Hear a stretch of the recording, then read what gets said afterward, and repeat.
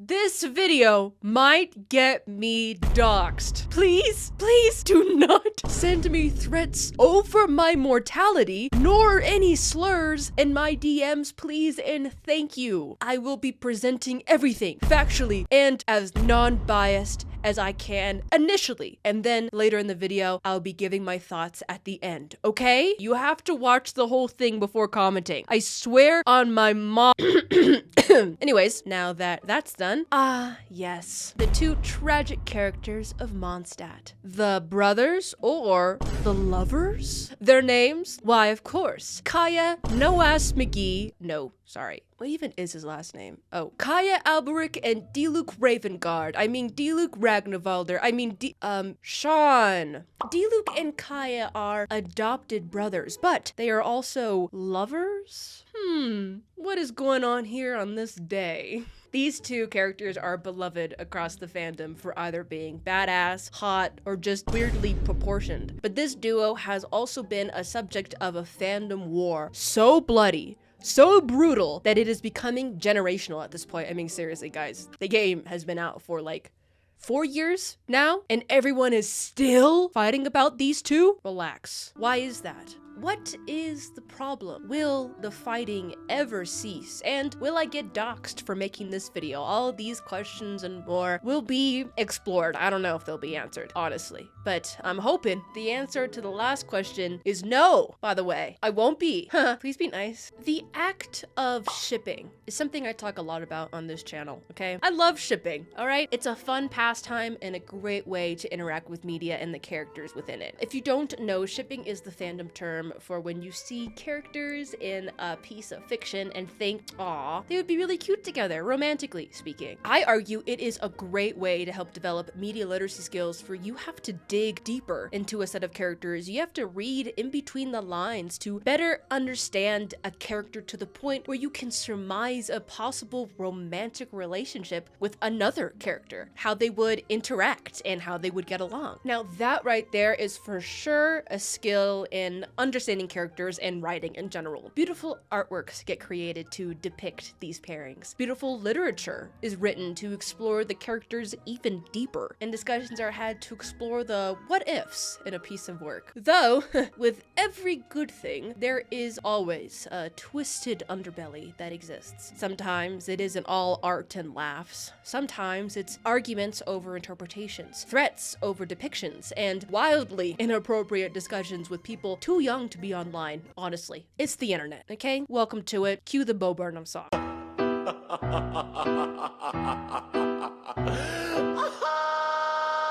This underbelly is what we're going to be talking about today in regards to Kaeluc, the romantic ship between Kaeya and Diluc, and how this discussion is a perfect example of one of the many toxic phenomena happening in our internet world, and how it connects to the very delicate discussion of censorship and, well, bad things. That's at the end though, so warm yourself up. Warning, prepare yourself, the discussion gets heavy, but I'm excited to have it with you guys. So hey, welcome back to my channel. My name is E, as in, honestly, Eon of Elation, because I am making this video because one, I think it is a very important topic to discuss, and it's very important to me, and two, I kind of think it'd be a little funny, okay? It's a little funny. This video is formally my submission to become a masked fool. Please, please, please. It would be so funny. Can you imagine? Like, hey, how did you become a masked fool? Oh, I made a video on Kaeluc.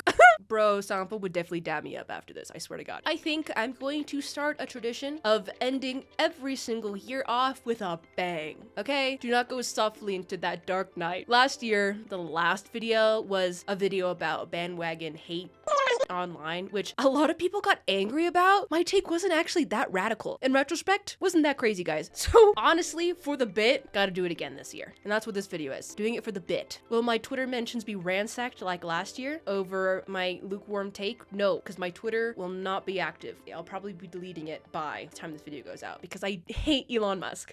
I hate him so bad. Hi, I hate you. So anyway, let's get right into it, but only if you promise you will watch the whole video. Like I said at the beginning of the video, you have to watch the whole video before commenting. Okay? Okay, promise? Because let it be known and let it be known here that I will not be acknowledging your opinion if I can directly reference a timestamp in the video that disproves or discusses your point immediately. Okay? So think about your actions first, okay? Let's go. Okay, I know I kind of look like Zuko. I have to find the avatar. But it's supposed to be Diluc Kaeya, and I was struggling. You guys have to leave me alone.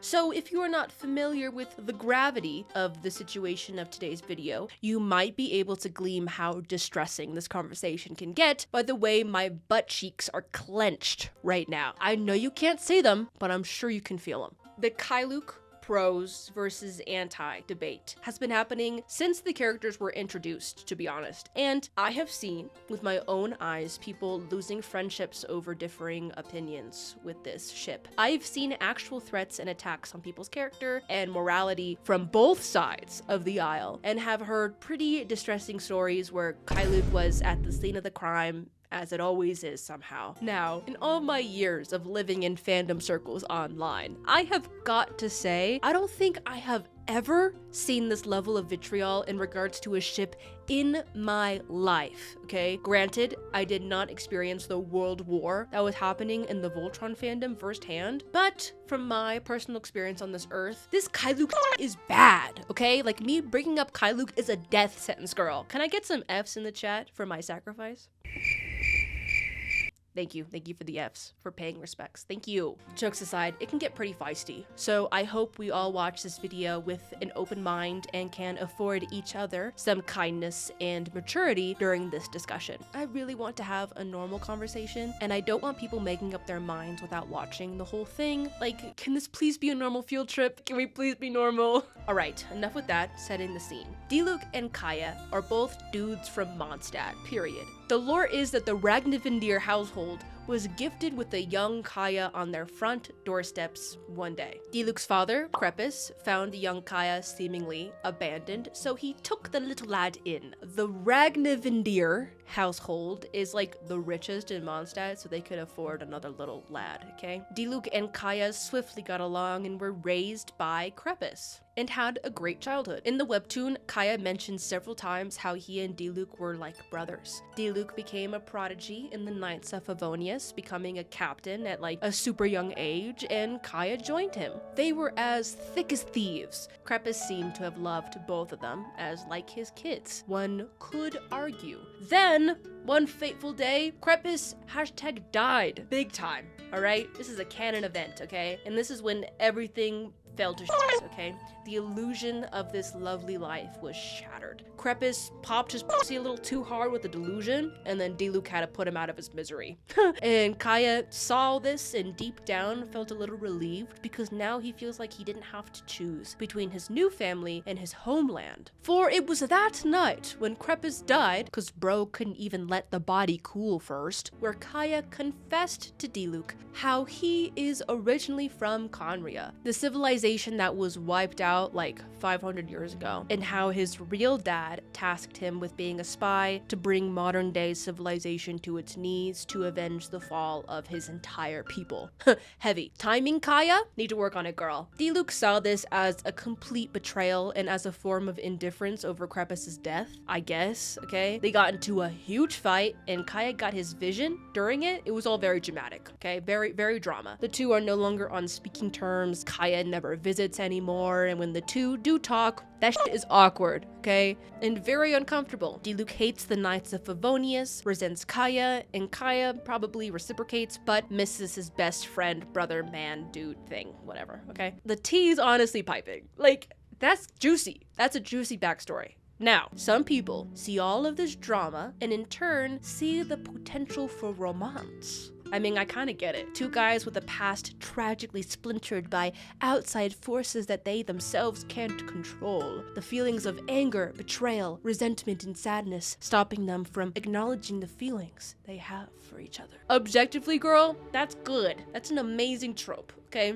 While others see all of this drama and how the two got along, and they strictly see a familial love and a familial falling out. The two guys were so close and raised in the same house and by the same man that their bond is so brotherly, you can't even imagine a romantic interpretation between the two. And that is honestly where this tale should end. Some interpret it one way and others interpret it a different way. And then nothing happens because of it and the credits roll. All right, thank you guys so much for watching. Please like and subscribe. It really helps out the channel. And if I don't see you on Twitch, then I'll see you next time. Bye.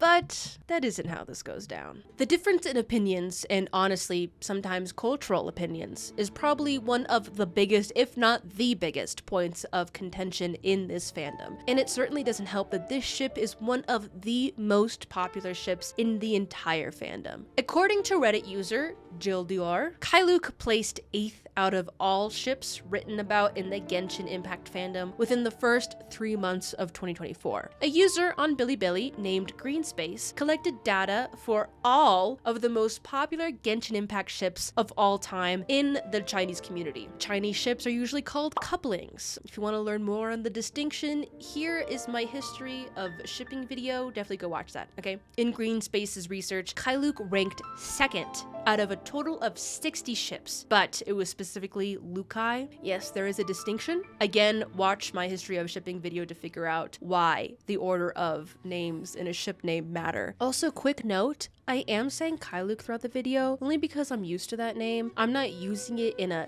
this is the correct order kind of way. You know, be free, you know what I mean? So I just wanted to make that clear, that I'm just used to saying Kaeluc. It's, yeah. But in that same polling, Kaeluc specifically placed 11th. Shout out to Tea Kettle on Hoyo Lab for translating this video and also so I could like see it. Yippee, thank you. And back on AO3, the fan fiction website, if you simply look at the suggested pairings in the Genshin Impact filters, Kaeluc has 7,156 works written about them, which looks like they're in the top most written about. But technically this is Diluc. Don't want the smoke from the shippers, okay? This is Diluc. I gathered all of these sources because I know data is weird and I don't know the math anyone did, but multiple sources have listed them in the top 10 at least. So yes, they're popular, okay? They're very popular. Also, to be noted, it's been almost 4 years since the characters debuted, and it is still one of the most popular. You also may have noticed that Diluc and Kaeya are listed twice in some of these lists, forgetting the differentiating in order. Once with a slash between their names, and another with an and sign between their names. This is to signify to the reader what kind of relationship is depicted. The slash meaning it's a romantic story, while the and sign signifies a platonic or non-romantic story involving the two. You will notice that rarely are ships ever repeated in this way to signify a non-romantic story from a romantic one, which means there are a lot of fans who enjoy works of them in a platonic or familial way, just as there are a lot of fans who enjoy reading about them in a romantic way. So one side can't pretend that the other doesn't exist, because there are a whole lot of you guys that are for and against the ship. This is where the problem comes into play. The people that interpret them as brothers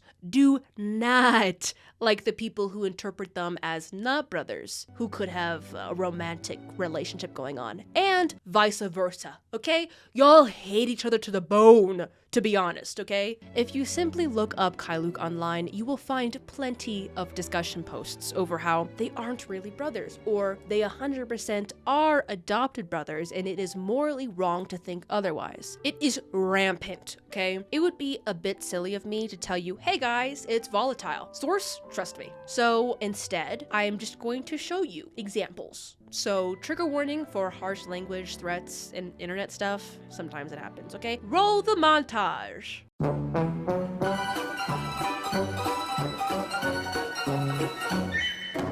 So I hope you paused if you wanted to read some of those screenshots, but I don't want to read those screenshots out loud.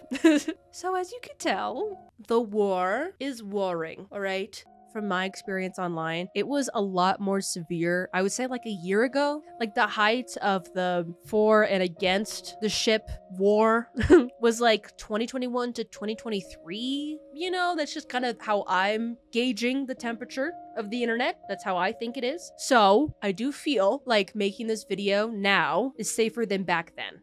I hope. We have hidden all usernames and names because I do not want to dig up stuff and resend any hate towards anyone. Also, I want to point out that it does seem, from an objective standpoint, that the majority of the screenshots I have gathered seem to only show anti-Kaeluc shippers in a very bad light. I am aware of how that may look to some of you. I did include some examples of pro-Kaeluc shippers being nasty too, since, hey, newsflash, both of you guys who harass people suck, okay? Both of you guys suck. But admittedly, it was harder to find examples of mass harassment directed towards anti-Kaeluc shippers from pro-Kaeluc shippers. It doesn't happen as often, and that is an objective truth we can accept. Okay, not saying anyone's right or wrong. In addition to some of these screenshots, I want to share some anecdotes I myself witnessed over the years being in the fandom online. These next few anecdotes will be nameless as well. HSR moment, lol. So take everything I say with a grain of salt. Don't look up anything what I'm saying, just listen to what I'm saying. I once followed a pretty popular cosplayer who did amazing cosplays, who also did a Kaeluc photo shoot once and had to delete their post and fight anti-Kaeluc people in their comments like every day for weeks on end, and were accused of some pretty horrible stuff. I saw an artist draw a Kaeluc fan art once because they wanted to poke fun at the people who get really mad over the ship, and they got so much harassment and hatred they had to delete it, and they vowed to never draw it again because it just wasn't worth it. It just was not worth it. Another artist made art very similar to the last one to purposely piss off people who were against Kaeluc, and then experienced a lot of doxing, death threats, and accusations of being a pedophile. So casual. That one seemed to be very intense. That doesn't happen every time, of course, and of course I don't know that person personally. I don't know any of these artists personally, so I can never speak on their characters, but they did want to piss off anti-Kaeluc shippers, and they pissed them off. So they got that right. They achieved that. I personally don't think any behavior warrants that level of internet harassment, because if something is that serious, then I would contact authorities over them, which to my knowledge did not happen to any of those artists. None of them got the cops called on them, as far as I'm aware. So I just know it got real intense. I have also heard stories, though I have not personally seen it, that pro-Kaeluc people would flood the hashtags of the anti-Kaeluc people just to piss them off, like the ragbro hashtag, which is ass, and that could be triggering to some people, and just in general, messing around with tagging and hashtags is just like not cool. They're there for a reason. That's like a safety net. So yeah, it's a lot. I show you and I tell you all of this to share the extremes this conversation can reach. I'm not saying every time this discussion happens, it gets this extreme, but I am trying to tell you how extreme it can get to prove that I'm not crazy. And hey, it was all just a bad dream. I wanted to show you how out of hand this conversation can get. From drawings or cosplay to pedophile allegations is a really heavy and insane route that a lot of these instances go through. Though, of course, not everyone. And re-familiarizing myself with the past of harassment from both the pros and the anti-people. I do find myself getting a little nervous with this video. While writing the script, I got a little nervous. I don't think I've been too biased so far, but I can admit that I do come across as biased in some parts more than others, for sure. And I am certain if this video gets any sort of traction, it will get great level-headed attention and discussion, while of course get some pretty extremist bad attention. I really hope that it doesn't get too bad attention and that this starts a conversation. So yes, I am aware of the risk associated with making this video. I do want to talk about it and in the facts of some things. So that is what is going to happen now.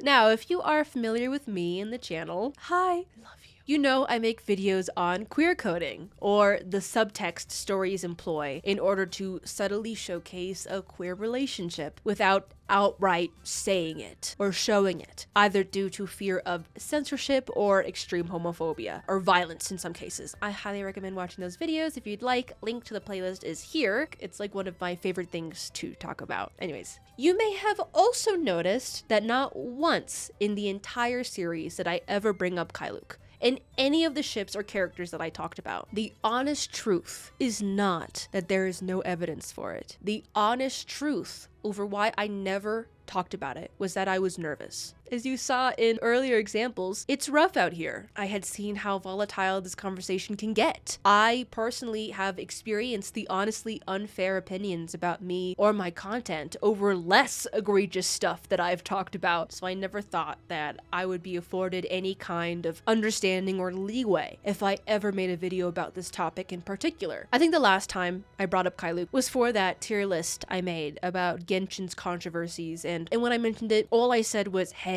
I don't care about the ship, but don't harass people over it online. You can watch the video and see what I say bar for bar if you'd like. But a bit after that video, my friends saw a clip of me on TikTok that someone posted that was like honestly very nice and amazing, and the comments were all pretty nice, which was awesome, except for a few where one said, "Isn't this the person who defended incest? You can't make this shit up, bro." After what I said, though this comment was outweighed by all of the nice ones, it really taught me how simple conversations can be warped so intensely. I had seen it on the internet before, of course, but you know, things don't really hit you until they hit you. Do you know what I mean? Till you live through it and then you get it. You get how no matter what you say, if people want you to fit into a category in their mind, they will find every possible way to view you in that category. Any possible way of twisting things, of providing certain evidence while excluding others, they will do anything. I mentioned that comment because it is such a perfect example of this situation. I can have a pretty average take and then get accused of supporting incest, as if they have footage of me regularly protesting outside of my governor's office with a picket sign that says, "Legalize incest now!" Which I don't do, by the way. Hey, just to make that very clear, I don't do that. Also, just to make it super clear, my comment on the matter is, hey, incest is bad. 9/11 was bad. I can't say that I'm a fan of clubbed feet. I do not dream of Alabama being the whole world. Inbreeding, objectively, not a good thing. Go ask Charles II. Bro did not have a cool, easy breezy cover girl life, okay? And it's because his parents were a little too related. I bring this up because I love talking about queer coding, and I love talking about how culture influences how art is made and interpreted. And I'm sorry to say that there is a lot of queer coding present between these two. I hope you let me explain before stoning me in the public square, okay? I was once reached out to by someone online who did not like me, okay? And they basically berated me for talking about queer coding, but never once bringing up Kaeluc. And like, yeah, at the time I said, yeah, I've done research. Yes, there is actually a lot to discuss, but I excluded it because I was apprehensive. I basically said back to them that, yeah, I know there's evidence, but I don't want to be harassed. Heart emoji, okay? You know how hard it is out there. And though that person was exceptionally mean and harsh, they were technically right. Yeah,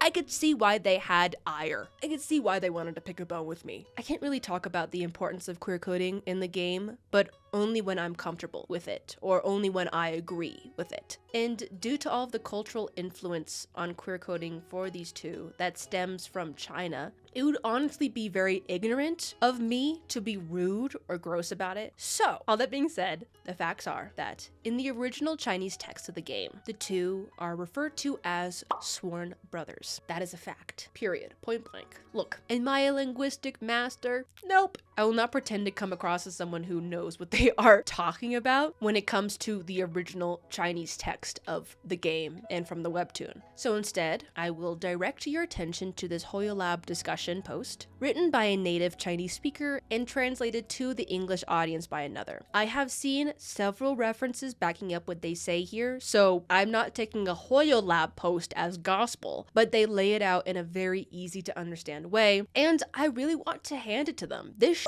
is thorough, okay? They go into the connotation and meanings behind how Kaeya refers to Crepus and how Crepus refers to Kaeya in the original text. They break it down how Kaeya is referred to as a ward as opposed to a son or adopted son through Crepus's eyes. And Kaeya speaks about Crepus before his death very respectfully yet at a distance. After Crepus dies, Kaeya speaks of him much more personally, admitting how Crepus was like another father to him. And the way Kaeya and Diluc speak to and about each other only ever uses the term sworn brothers, or how Kaeya remarks it's been a while since he called Diluc his elder sworn brother, or Yishong, while Kaeya is the younger of the two, referred to as Yidi. Saying those wrong, sorry, I know I am. These are the terms and words used in the original Chinese text. And from my other research into sworn brothers, which we will get to in a second, there are a lot of different terms for the word sworn brothers, and this word used in the original text does match with one of the many terms used for sworn brothers.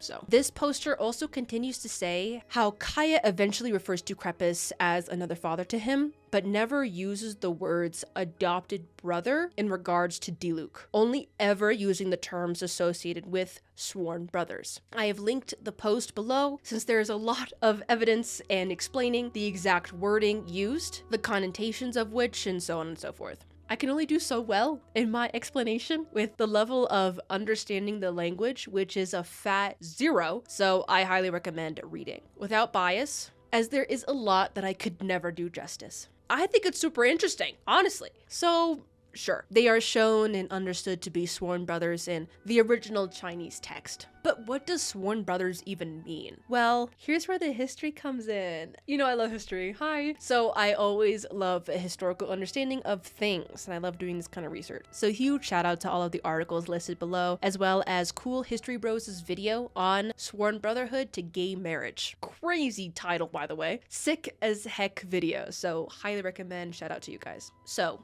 the concept of sworn brothers was actually practiced around the world in many different cultures, in many European and African countries, and of course, in China. In Confucian ideology, the most important relationship a person can have is the one they have with their emperor. The least important is the relationship they have with their friends. Their family is one step above the importance of the relationship you have with your friends. So, oftentimes in war, battle, or even crime settings, two people would swear to be each other's family. This could be sworn sisters, sworn brothers, mothers, or fathers, and they would vow to protect each other or even die for each other. This swearing would rank up this person in your life to be on par as important to you as your family is. These duos' loyalty to each other differed based on different time periods and locations they existed in. But the gist is, you pledge your loyalty to the other where you would kill and or die for them. It's a pretty serious thing to do. Japanese rulers did this, average warriors did it. It was not uncommon. Now, as I kind of said earlier, in different time periods of China and in different locations, the exact word for the sworn brothers meaning differed. If you referred to sworn brothers in a certain way using a certain term, it would tell the listener where you are from. It's like a localization of the word. Qi Shengdi is a term for sworn brothers used in the Fujian province, which during the late Ming dynasty and early Qing dynasty was a place where a lot of homosexual men lived. And when they wished to get married to their significant other, to their hubby, they would pledge to be sworn brothers. It was their way of explaining the love they had for each other that went beyond platonic or familial. That is history. That is in our timeline. In the past, queer men used to use this phrase as a way to showcase their homosexual love. Okay? That is just the truth. You don't have to like it to admit that this was a part of history, and it is a phrase sometimes used to showcase romance. Now, quickly fast forward to present day. The danmei scene in China, which is like the Chinese boys love genre, danmeis utilize the sworn brothers trope very often in order to explain just how close the two male characters are in a gay way, and as a way to circumvent censorship. Queer censorship in China has only ramped up in recent years, so using this trope that has history behind it in order to still tell queer stories is commonplace. It is a trope used in order to survive, to not let the greats, such as the Grand Master of Demonic Cultivation or Heaven's Official Blessing, get wiped from existence. So when a game from China, such as Genshin Impact, depict two characters who were once extremely close and have a lot of drama and tension in their past, and they use the phrase sworn brothers on purpose, given the history of the word, it is not out of the question that queer coding could possibly have been intentional. If you see all of my other queer coding videos and the sometimes obvious heavy-handed hint nudging that happens sometimes in this game, it is almost crazy to think that the use of sworn brothers here was not done on purpose. You know what I mean? If there was no other queer coding in this game, then I'd be like, it's probably not. But there's so much. So it's like, you know, with the wide-ranging history behind the term, it leaves room for a platonic interpretation as well as a romantic one. You kind of have to admit that. It's like the most obvious and widely used form of queer coding to hide from censorship in China, used in the Danmei scene. It is beyond reasonable to think it could have been done on purpose. In my opinion, it was used just right to show that you could see this relationship as romantic or not, which is a great tactic to avoid censorship, just as the term sworn brothers has been used platonically and even romantically, sometimes, historically speaking. Also, you know, hey, while I'm here, I want to nip this in the bud. Okay? It is actually commonplace in China to flirt by using some familial terms. So using the term a sworn brother in a romantic setting is already posed in a not weird way. It's already not weird, okay? Girls often call their boyfriends guga or older brother, and or they can use that term as a way to flirt to show interest. Boys call girls meme or younger sister in the same way. Again, I'm butchering these words, please forgive me. But you know, if a girl calls a guy gu, then that's just calling him bro and like straight up brother, and that's a way of friend zoning. So sure, you could see this practice as weird or gross if you choose to, but Mandarin Blueprint put it in a great context. Quote, culturally, Chinese people use words describing family members to insinuate that the person is as close as family. So if you think about it, it's actually quite sweet. As I mentioned earlier, bestowing the title of family onto someone not related to you by blood is something very important and beautiful, and is historically significant based on Confucian values. Like, sure, you could go, ew, pu. Calling someone older brother as a way to flirt is gross. Or you could see it as a sign of respect, a sign of love, and an invitation to take up a role of such high importance, because family is so important. Finding someone and connecting with them on such a level where you want to bestow one of the most important relationships in your life onto them is so sweet and lovely. If you don't make it weird, okay? The same thought process applies to sworn brothers. So now back to the Kaeluc situation in particular. The English translation of the two can't really make up its mind, okay? In the webtoon, Kaeya says Diluc is like a brother to me and refers to himself as bro when talking to Diluc. Kaeya refers to Crepus dying as a tragedy between father and son, and he feels like he doesn't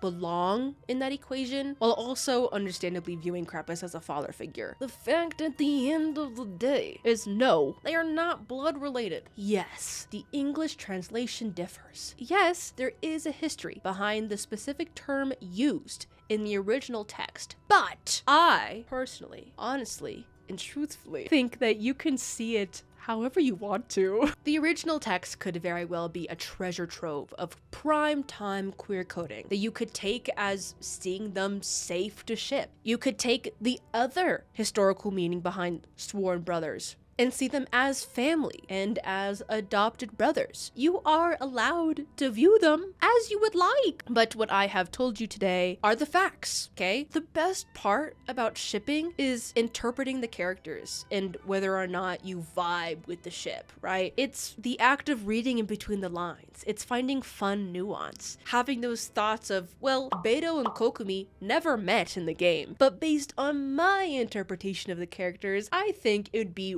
really freaking cute if they fell in love because of X, Y, and Z. Okay, it's practically the same thing. This conversation would be so sick if we talked about the history of men using this term to show their love for each other. We could talk about that gay-ass rabbit god in Chinese mythology that was for the gays. Like literally, he was the god of gay men. Tu Shen, I believe is his name. Stan. That's so cool, we have a patron. It would be amazing to learn about differences in family and friend dynamics from different parts of the world. But it warped into something so gross and gruesome that it can't but leave a horrible taste in your mouth. At this point, it doesn't even matter about the facts or the translation, or how one person views them differently from another. This whole situation is now about how we treat each other as real human beings.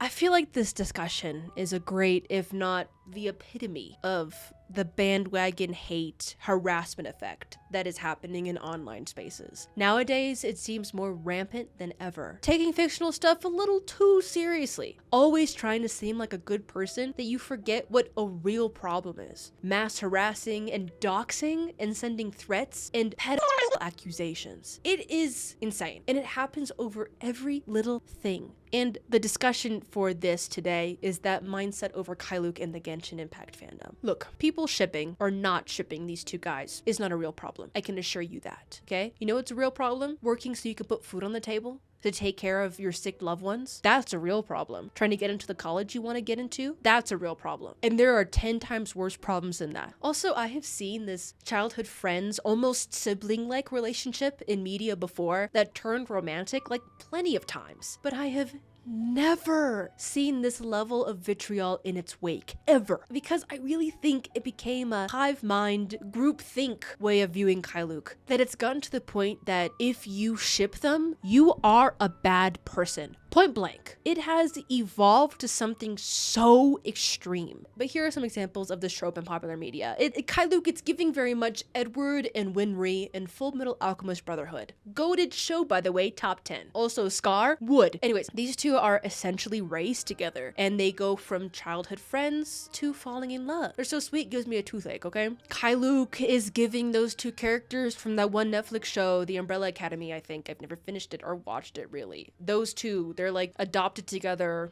and they fall in love, whatever, okay? This dynamic is giving the Mortal Instruments and the Parabatai dynamic relationship in those books. I read those when I was younger. It's giving Eren and Mikasa 100% in Attack on Titan. They took Mikasa in, Eren and her were raised together, and they fell in love. And though it is toxic as and Mikasa should call me instead.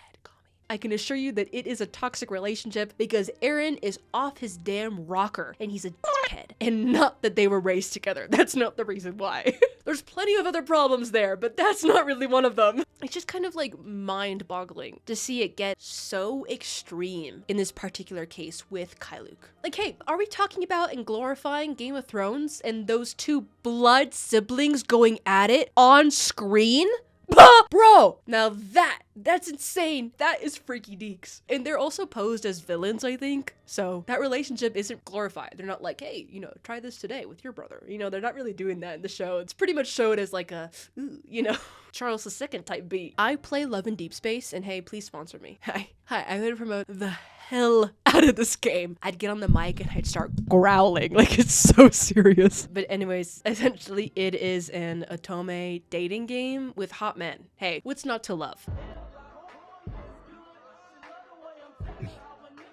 So And one of the guys is posed as our almost brother. A nice woman took us in when we were orphaned, and she raised us together as like a family, but we're not like blood related. And honestly, the way he's talking to you, to the main character, like it's super obvious that he's supposed to be a love interest. Like I thought it was really sweet how he cared about her, and there was tension and it was romantic, okay? And I saw that scene and I met his character and I went, aw, cute. That's cool. He looks like a cute character and a cool model. I look forward to learning more about him, and I look forward to him eventually being a love interest. Then stuff happened. Those who know, I won't spoil. It's really funny.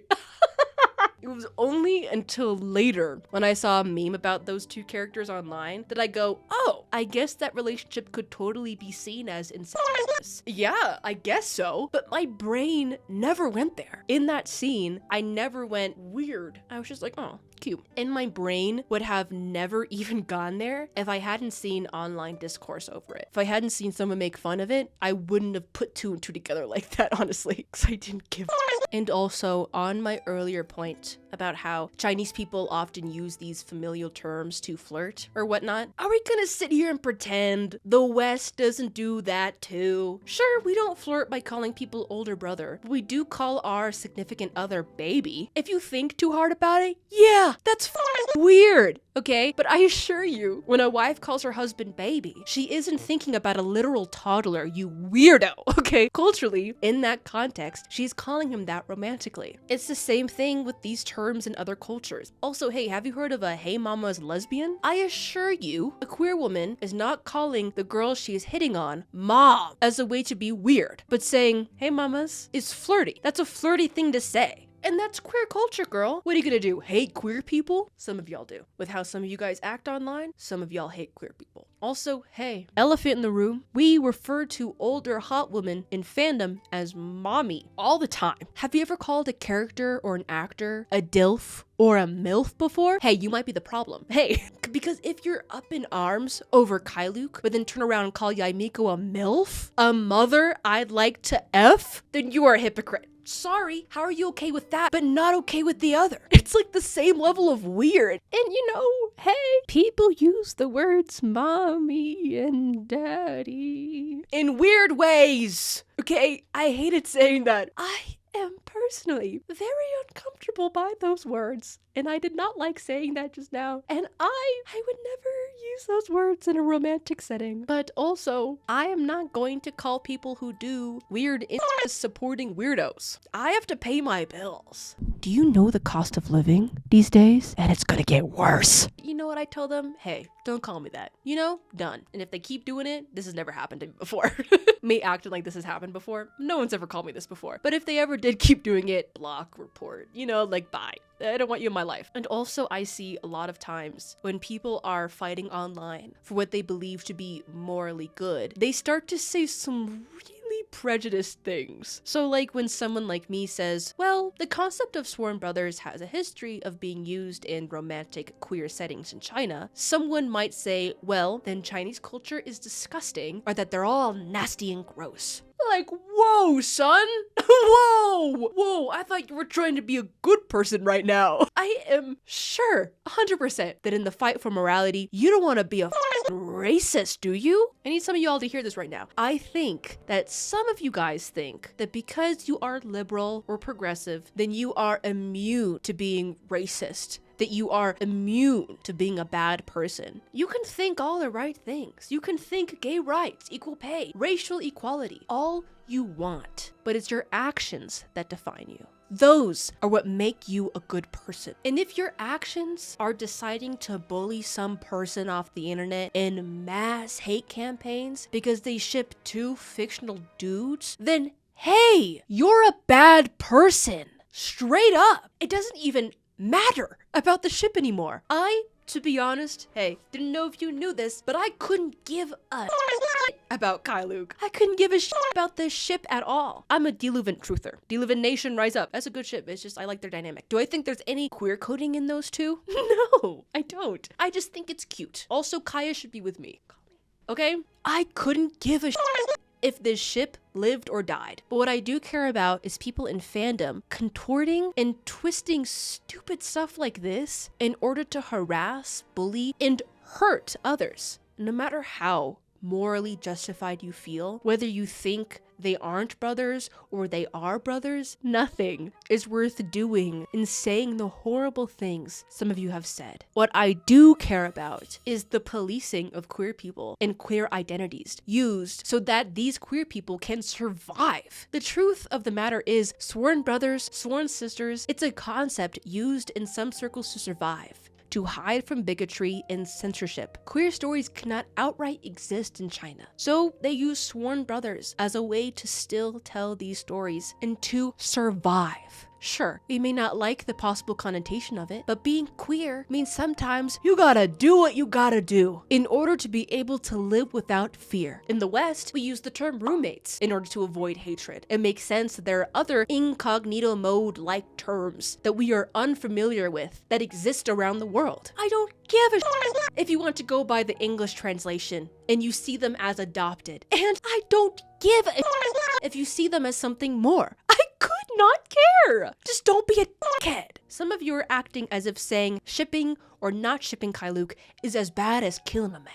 I want you guys to try this exercise with me, okay? The next time you guys see someone doing something, shipping something online, and you think they are a bad person for doing so, then I want you to sit down and imagine picking up the phone, dialing 911, telling them about what you saw on the internet. And if you think dispatch would laugh their ass off at you, hey, get off the internet. Hey, go outside. If you think you're gonna be arrested for making that kind of phone call, for wasting emergency responders' time, take a lap. Take a lap. Touch some grass. You need it, son. Because look, this is an important lesson to learn. Something I want all of you to hear. Yeah, it's a Genshin Impact video. Big whoop. Who cares? But it's a great introduction to the real world. I want to lay down something thick and heavy for you guys, okay? If we start policing each other over the type of art people can or cannot make or like, then do you know what you sound like? You sound like the conservatives that twist in order to get rid of queer people. Oh my god, I don't want trans people to have access to gender affirming care because they're faking being trans and they want to hurt my children and make them trans. I don't want children to be mutilated by the sick perversion that is trans people. I just care about the kids. Is eerily similar to I hate everyone who ships Kaeya and Diluc because they are brothers, and that is incest, which means you're promoting incest to minors online, which makes you a pedophile.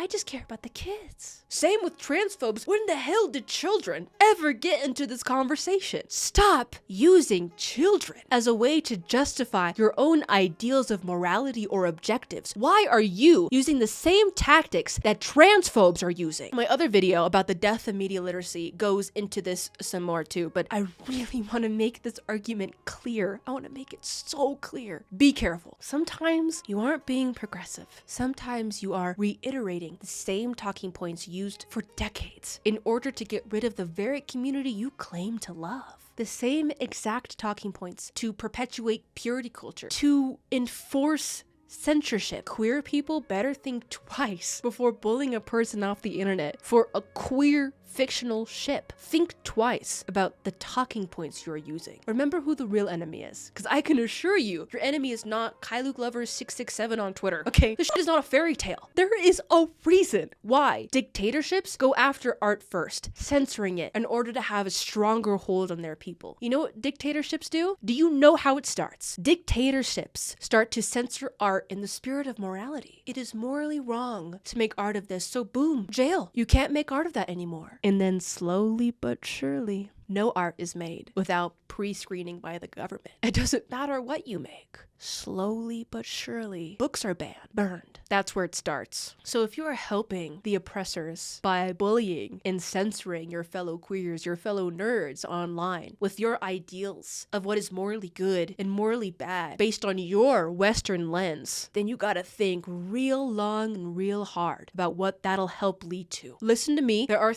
is art that I don't agree with, that make my stomach turn, that I don't like, that I would wish weren't ever made. But I have grown up and realized that once we start limiting and censoring topics and art, that gives so much power to those that want all of it gone. It's a very slippery slope, one I didn't understand when I was younger, but I do now. An artist online makes Kaeluc art, and then they're accused of being a pedophile. Did you know that in the late 1900s in America, when gay people were fighting for rights, homophobes accused them of being pedophiles? That was one of the main arguments and the most popular one. Today, people still do that. But also in the news, transphobes and homophobes accuse drag queens and transgender people as pedophiles. Why are you using the same tactics? Do you know how many people across America are trying to ban books in schools? It's happening. Since 2022, the numbers have been staggering, with states such as Florida, Utah, Oklahoma, and Tennessee have gone very, very hard on getting rid of certain books in schools, according to New York Times' Alexandra Alter. These book bannings aren't going after books solely on if they have incest in them or not, or if they are sexual or violent in nature, or the type of things you think would would be appropriate to bully and harass people over online. But no, not at all. Alter wrote, quote, "The rise of these networks meant that specific books, often titles that center on LGBTQ themes or that address racial inequality, were being targeted all over the country. The debate around what constitutes appropriate reading materials for students also became increasingly politicized and vitriolic. Librarians and teachers have been accused of promoting pedophilia, and some have lost their jobs or quit under pressure after refusing to remove books. You give them an inch and they will take everything." Free speech is important, guys. Hey, objectively speaking, free speech is a good thing. So what form of justice do you think you are doing by harassing someone off the internet for making queer art between two adult fictional characters? Emphasis on queer art, by the way, huge. Do you think you are helping or hindering? By calling them a do you think you are breaking new ground for progressiveness, inclusivity? Or are you repeating the same talking points used against the very people you claim to love? Aren't you just helping the divide within our own communities? When liberals, progressives, queer people, when they are not your enemy, are you winning the best person contest? That once governments start putting into law all of the things you preach about online, all of the things you think you're so morally good for, do you think that once those laws are put into place, any queer art's gonna be made? Do you think queer art's gonna be accepted if it's only on its best behavior? They don't give a shit. Do you think if you finally got your way, legally, that you would win? This is a losing game, however you see it. The odds are against us, and you're doing nothing but helping them. The alt-right has been taking over everywhere. And they're taking our young people. And they're taking some of you without you guys even realizing it. And it's so scary to watch. These communities you thought were safe, and they're attacking you for stupid stuff. And then we're more divided than ever in the alt-right. They just keep growing. They just keep getting bigger and stronger. And we're so divided. We're so worried about if you're shipping the right thing, we don't even notice that they're taking away our rights. So high on our high horses. The horse will be gone before we know it. It's so frustrating. You guys don't remember who the real enemy is. And it's so frustrating. That it's scary. It's really scary. This is not a time to be like this. This is a time to be together. It's for all we've got. You gotta remember who the real enemy is. What the real problems are. Okay? I'm not your enemy. So, hey, sorry. Hey, sorry that got so deep and so heavy. Sorry. Sorry that I'm crying. This is something, obviously, that has been stewing in my mind for a long time. And it's something that's really important to me. And I think that I'm finally at a place where I'm able to put my thoughts together better. So, yeah.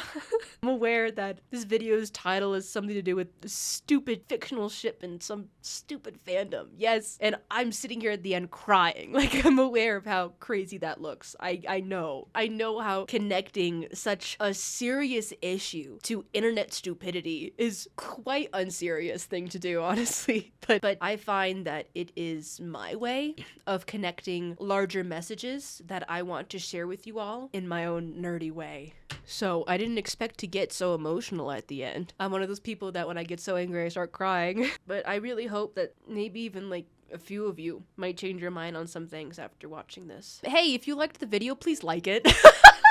That seems so crazy to say after what just happened. But if you liked the video, please like it and please subscribe. It helps out the channel a lot, helps me keep the lights on, helps me take care of my mother. Real problems, right? So it would mean the absolute world. So thank you in advance. To continue being sappy, thank you guys for an amazing year. Thank you for an amazing 2024. I hope 2025 is even better.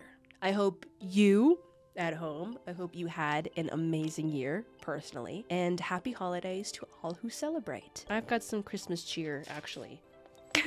Okay, hey, Happy holidays! If you would like to support the channel, then I would love if you considered becoming a member on the Coffee. Coffee.com/EASocial. You will be helping me directly while also getting access to videos super early, plus a shout out at the end of every single video. Huge, ginormous holiday thank you to Alien Eyes, Jonah, Luelle, Kaeya, Luindrill, Joanne, Moon, Blue X Crystal, Summers, Blue Ink Alchemist, Pauline, Shalami, Cass, Onyxide, Atticus, IAK, Pierre Burner, Tenko is Gay, Selkable, Wakapi, and Haley Robinson. Thank you guys so much for keeping the magic going. It's been so great to have you guys. So, also, if you want to get some Rat Sewer merch, consider heading over to the merch store to get some holiday cheer. Even though I think this video is coming out after Christmas, doesn't matter. Use code RATHOLIDAY for 10% off. It'd be, again, helping out the channel. We also stream on Twitch at twitch.tv/EASocial. I'm excited to be back in full swing streaming there, and maybe also streaming here on YouTube for the new year. So exciting things are planned. Thank you for listening, and thank you so much for watching if you're still here. And if I don't see you on Twitch, then I'll see you in the next one. Okay, bye!